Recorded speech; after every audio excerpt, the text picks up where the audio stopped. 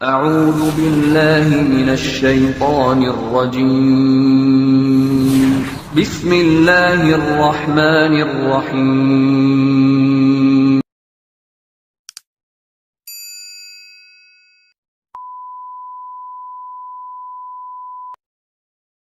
Bismillahirrahmanirrahim. Alhamdulillahirabbil alamin. Allahumma shalli ala Muhammad.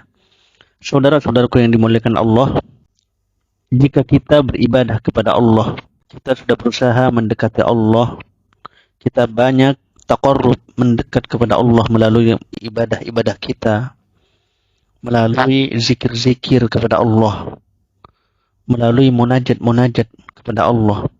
Tapi malah yang kita rasakan seakan hampa, tidak ada kedekatan, tidak ada kenikmatan dalam ibadah kita, tidak ada kelezatan ibadah kita saat bersama Allah.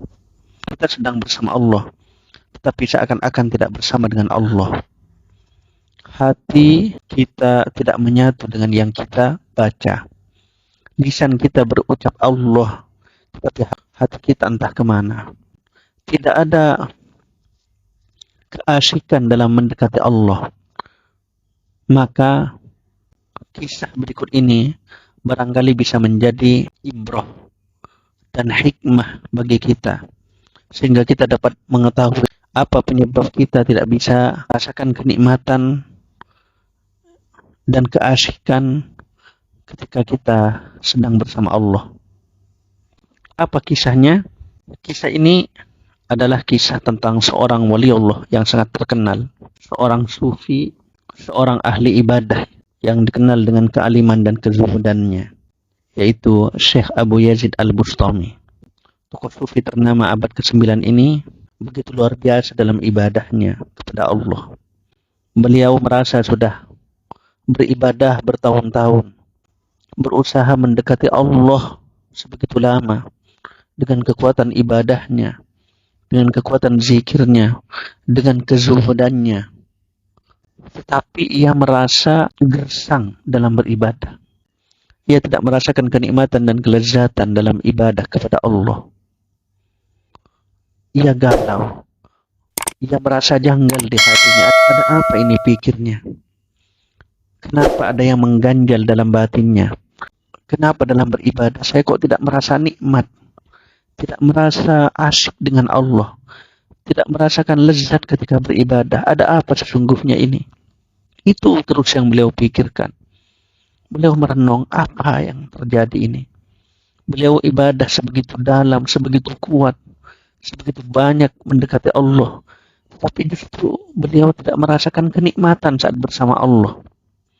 Beliau sudah merasa berikhtiar maksimal. Sebab memang totalitas dalam beribadah adalah prinsip baginya dalam menghamba kepada Allah. Tapi kenapa kejanggalan ini terjadi? Kenapa ia tidak merasakan kenikmatan dan kelezatan dalam ibadahnya? Maka karena ia terus diganggu oleh pikiran dan kegalauan ini, pada akhirnya ia menghadap kepada ibundanya dan memberanikan diri untuk bertanya, "Wahai ibunda, aku selama ini tak menemukan manisnya ibadah dan ketaatan. Ingatlah, apakah ibunda pernah mengonsumsi makanan haram saat aku masih berada dalam perut atau ketika ibu masih menyusui aku?" Sang ibunda terdiam sejenak. Ia berusaha mengingat-ingat seluruh peristiwa seperti apa yang dikatakan anaknya. Lalu tak lama kemudian ia menjawab, "Wahai anakku," katanya, "saat kau masih dalam perut, ibunda suatu kali pernah naik ke atas loteng. Di sana ibunda melihat sebuah ember berisi keju. Dan karena berselera, ibunda mencicipinya seukuran semut tanpa seizin pemiliknya." Artinya beliau, ibunda Yazid Al-Bustami ini mengambil dengan kadar yang sangat kecil, seukuran semut, artinya sangat sedikit sekali, hanya untuk dicicipi.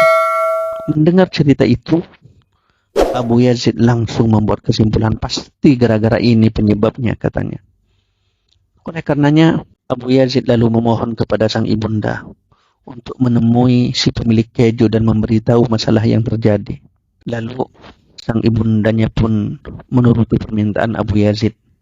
Beliau mendatangi pemilik keju itu dan menceritakan perbuatannya yang mengambil secuil keju untuk dicicipinya ketika ia tengah hamil Abu Yazid Al-Bustami. Apa jawaban si pemilik keju setelah mendengar pengakuannya dan meminta maaf serta telah menyesal melakukannya? Lalu sang pemilik keju itu berkata, keju itu sudah halal untukmu. Beliau begitu girang, begitu bahagia mendengarnya, dan segera beliau kabarkan hal ini kepada putranya, Abu Yazid Al-Bustami. Maka sejak saat itu, Abu Yazid dapat merasakan manisnya ketaatan dan kelezatan dalam beribadah kepada Allah Subhanahu wa taala. Kisah ini dinukil dari kitab An-Nawadir karya Syekh Shihabuddin Ahmad Ibnu Salamah Al-Qulyubi. Kisah ini dituturkan ulang oleh guru dayah Darul Ihsan Abu Hasan Quraisy, yaitu Mustafa Husin Wenda. Saudara-saudaraku yang dimuliakan Allah, kisah ini luar biasa. Kisah ini mengajarkan pesan luar biasa kepada kita, agar kita senantiasa menjaga lisan kita dari makanan-makanan yang tidak halal, menjaga hidup kita dari rezeki Allah yang tidak halal. Jangan sampai yang masuk ke perut kita, termasuk istri dan anak-anak kita, makanan-makanan yang tidak halal, makanan-makanan yang syubhat, apalagi haram. Sebab makanan-makanan ini tidak hanya membuat kita tidak asyik saat beribadah, tidak merasakan nikmat dan kelezatan saat kita bersama dengan Allah dalam ibadah-ibadah kita, dalam takarrub kita. Tapi jauh lebih dari itu, makanan yang tidak halal yang kita konsumsi bisa membuat terhalangnya doa-doa kita dengan Allah, menjadi hijab terkabulnya doa kita. Sehingga jika kita merasa doa-doa kita tak kunjung diijabah oleh Allah, kita harus evaluasi. Sudahkah makanan kita benar-benar halal? Sudahkah makanan kita benar-benar bersih dan jauh dari kotoran-kotoran yang menyebabkannya tidak halal? Dari mana sumber makanan kita? Dari mana rezeki yang kita dapatkan? Ini perlu kita terus evaluasi.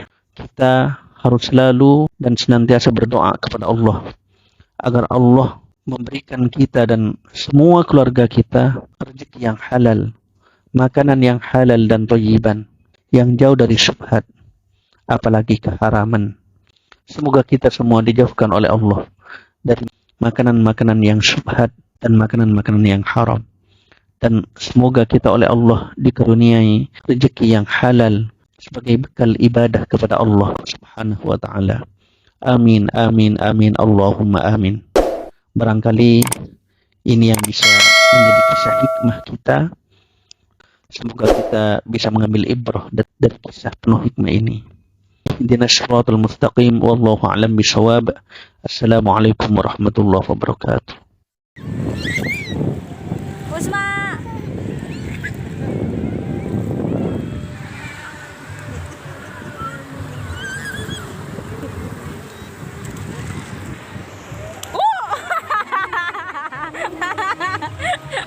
Jatuh.